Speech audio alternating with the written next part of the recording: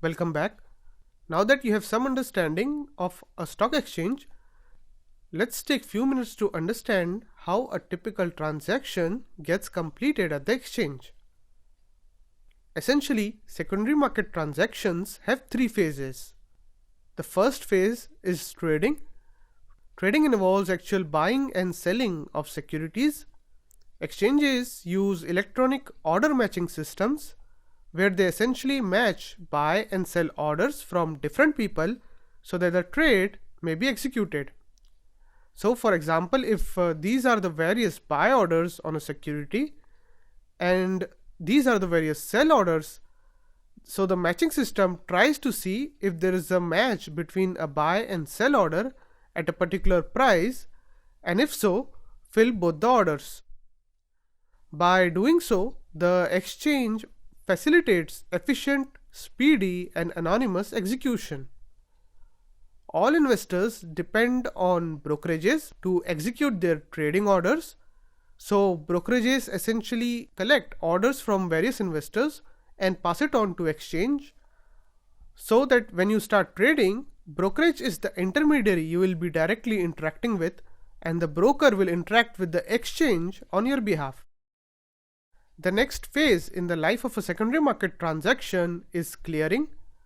So once two orders match and a trade is executed, the trade has to go through something known as the clearing process. Clearing is the process of identifying which securities and in what quantity is owed to a specific buyer and what payment is owed to the seller. So for example, if for a trade, investor A is the buyer who buys 100 shares of a company X at $10 each from a seller B, the clearinghouse would do the math and conclude that buyer A is owed 100 shares of company X and seller B is owed $1,000. Now if the buyer or the seller has performed multiple transactions, then the clearinghouse will identify all securities owed to them and the net payment owed to or owed by them. Clearinghouses or clearing corporations are independent entities who manage this entire process. Once the clearing process is complete, the next process is known as the settlement process. So after the clearing process is complete, it becomes clear what security in what amount is owed to an investor and what funds are owed to or by them. The next step now is to fulfill these obligations, which is done by following the settlement process. So settlement is essentially the process of fulfilling the respective obligations to buyers and sellers of security.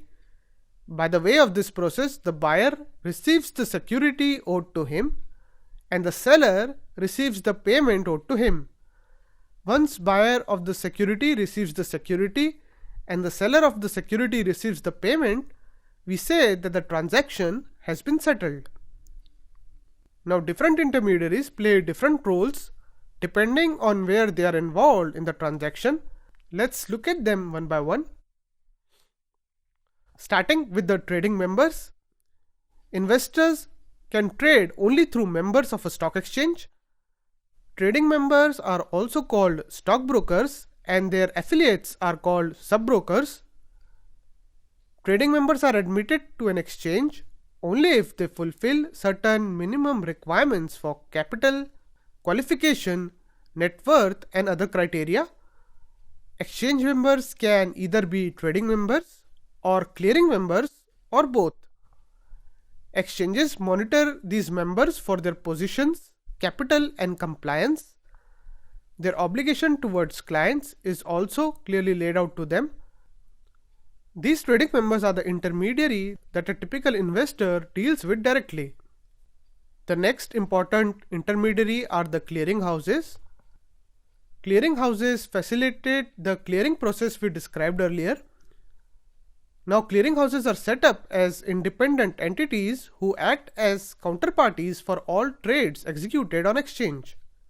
Hence, all buyers pay funds to the clearinghouse and all sellers deliver the securities to them. Clearing members are members of clearinghouse who facilitate these transactions by directly interacting with buyers and sellers. The clearinghouse may be wholly owned subsidiaries of stock exchanges, or they may be a completely independent financial institution. The purpose of clearinghouse is to reduce the settlement risk by using certain risk management mechanisms. Clearinghouses often implement netting mechanism and a system of requiring margin deposits to mitigate settlement risk.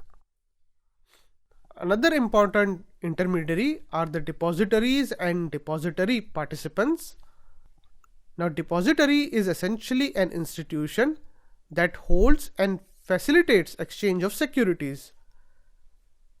Centralized depositories enable brokers to deposit securities so that book entry and record keeping services can be performed. In order for a security to trade in the secondary markets, the security should be held in electronic or dematerialized form.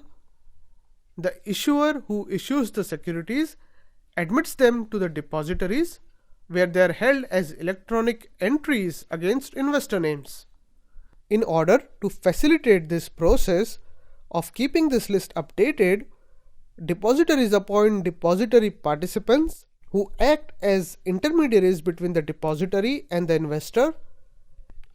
Every investor holds a demat account with a depository participant. The settlement of securities is done through this demat account with the depository participant. The depository participant in turn notifies the depositories about change of ownership. The payments for respective trades are settled through pre-identified clearing banks. Another important intermediary we like to mention are custodians.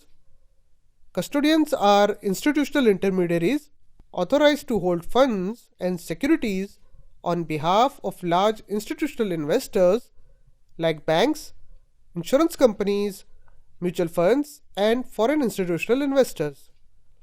Custodians essentially settle secondary market trades and may also act as clearing members and clearing banks for the institution in order to manage settlement of both securities and funds.